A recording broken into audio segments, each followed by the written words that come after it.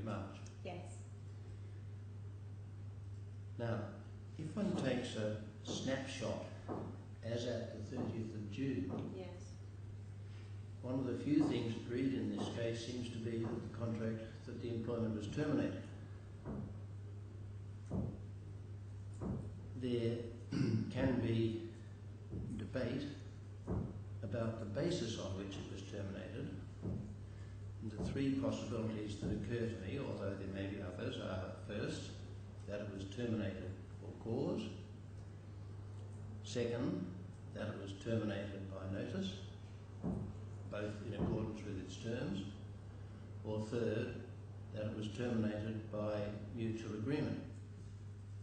And I would have thought that the very early issues in the list of issues is,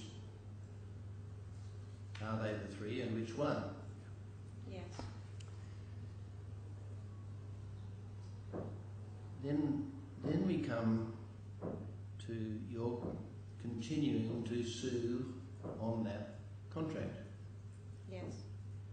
You say that as at the 30th of June, on the snapshot, the employment was dead.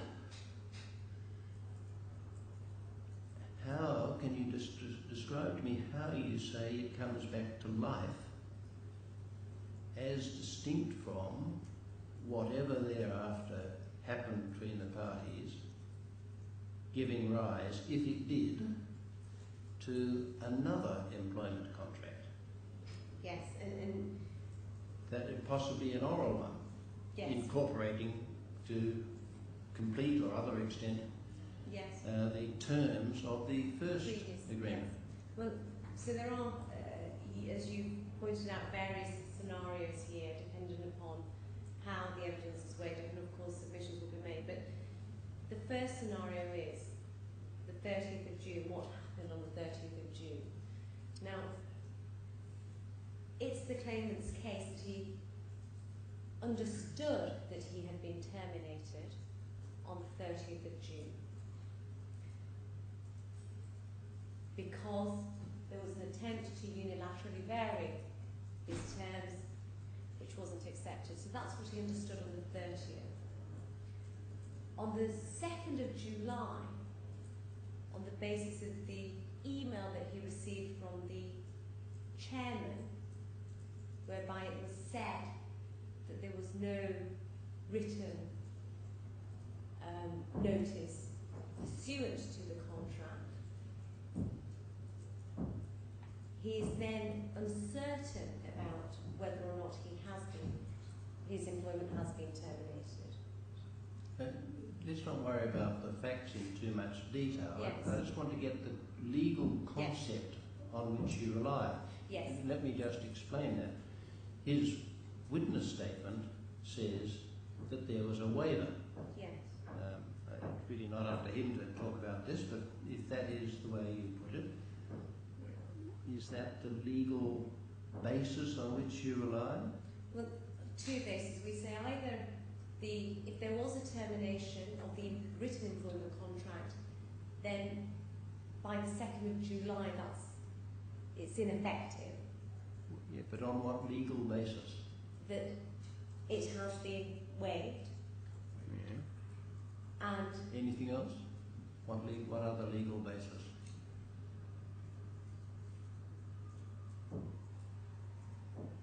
that any termination was waived at the point of the 2nd of July. Right. Well, now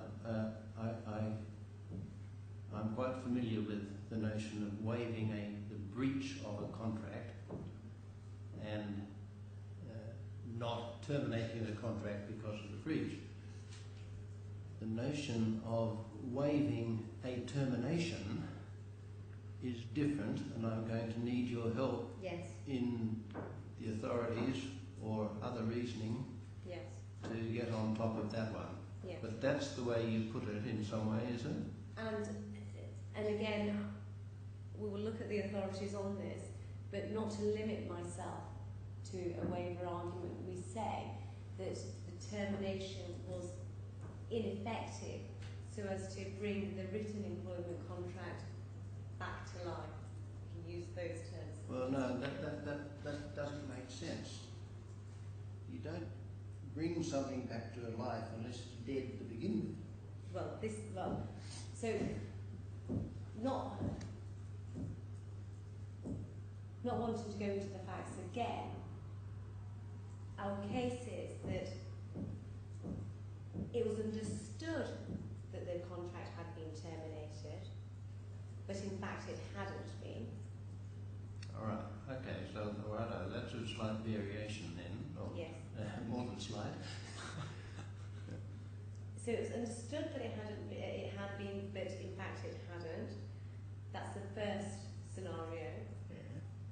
If, and these will be put forward in submissions, if as an alternative the court finds that in fact it had been terminated, then we will deal legally in our submissions as to whether or not there can be waiver, and whether or not, whilst not a legal term, whether or not a termination can be ineffective. Well, that goes back to your first way.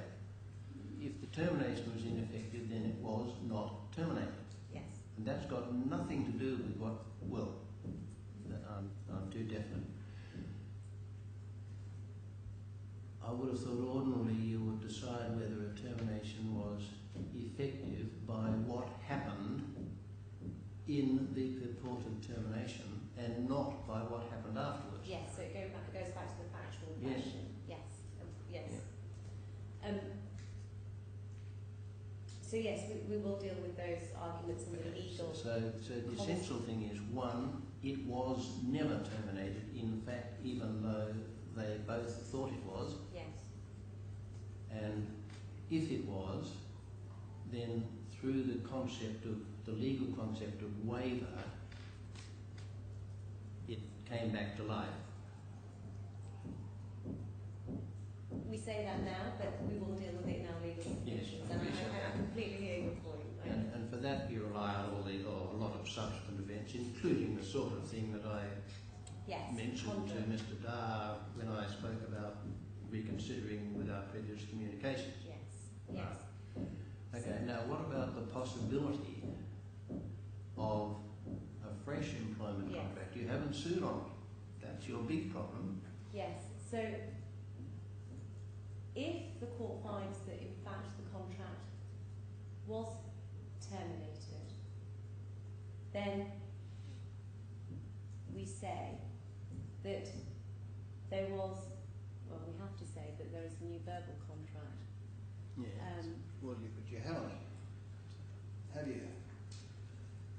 And that's a major change in the pleaded case.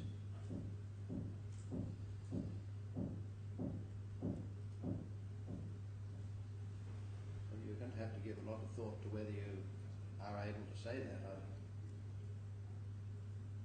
Yes. On the pleaded case, as I see it at the moment, and please, this is only preliminary thoughts, you have to say either that the termination of the contract on which you sued was ineffective, or that contract in some manner was revived so that the termination, so that you're back to square one. Yes. Yes. All right. Well, I think I've got a slightly better understanding, and my curiosity is piqued. Yes.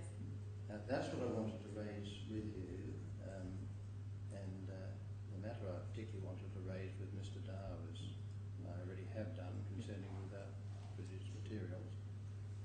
There's nothing else I want to do.